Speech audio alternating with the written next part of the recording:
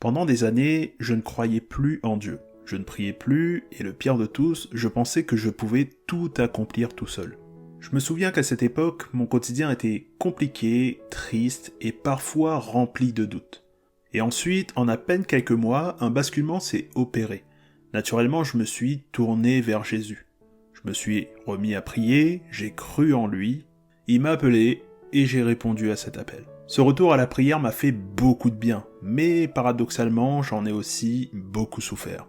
Et j'ai compris quelque chose d'essentiel. Il faut savoir que je suis de nature colérique, j'ai beaucoup de mal avec cette sensation de colère, je suis également très rancunier, il suffit de me brûler une priorité sur la route pour que je pense à toi toute la journée, je vis en concubinage avec ma conjointe, je n'ai pas assisté à aucune messe depuis plus de 15 ans, j'ai arrêté de prier pendant cette même période et je suis même arrivé au point où je ne croyais plus du tout en Dieu. Si on additionne tout ça, la colère, l'absence de pardon, le concubinage, le rejet de Jésus, tu l'as compris, je suis pécheur. Et revenir vers Jésus, l'aimer, le prier, le glorifier m'a apporté bonheur et joie. Mais ce retour à la lumière m'a aussi fait beaucoup de mal. Et je me suis souvent demandé si c'était une punition du Seigneur.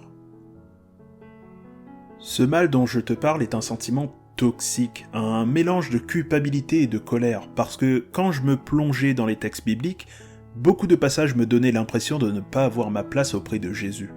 Matthieu chapitre 19 par exemple. Il est plus facile à un chameau de passer par un trou d'aiguille qu'à un riche d'entrer dans le royaume des cieux.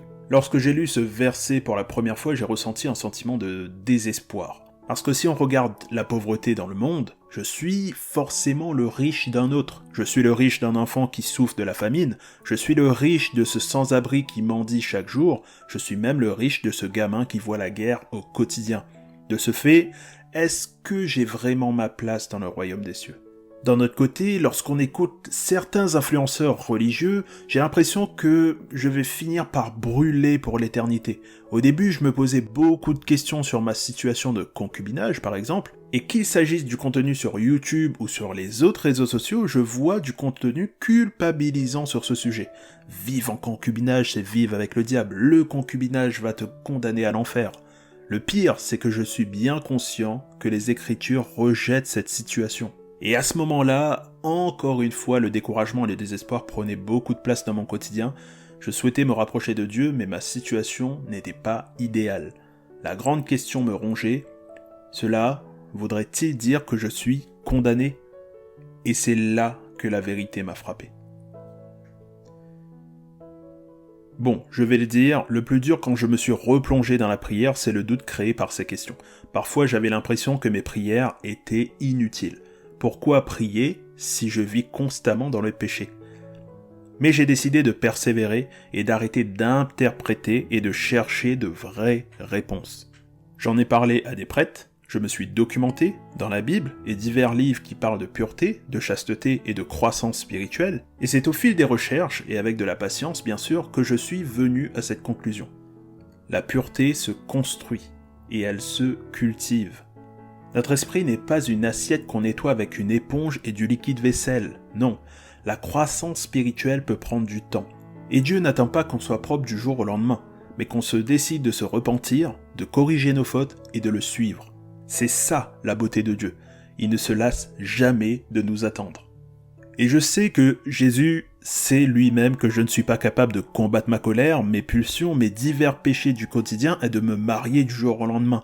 Il sait que ma conversion prendra du temps et il se montre patient. Ce qu'il voit et ce qui compte pour lui, c'est la sincérité dans mes actes. La colère, la luxure, l'avarice, la gourmandise, l'envie, la paresse ou encore l'ego, nous luttons tous contre un péché au quotidien. Et tu ressens certainement un péché, un en particulier qui te fait défaut plus que les autres. Si c'est ton cas, sache qu'on est tous les deux dans le même bateau.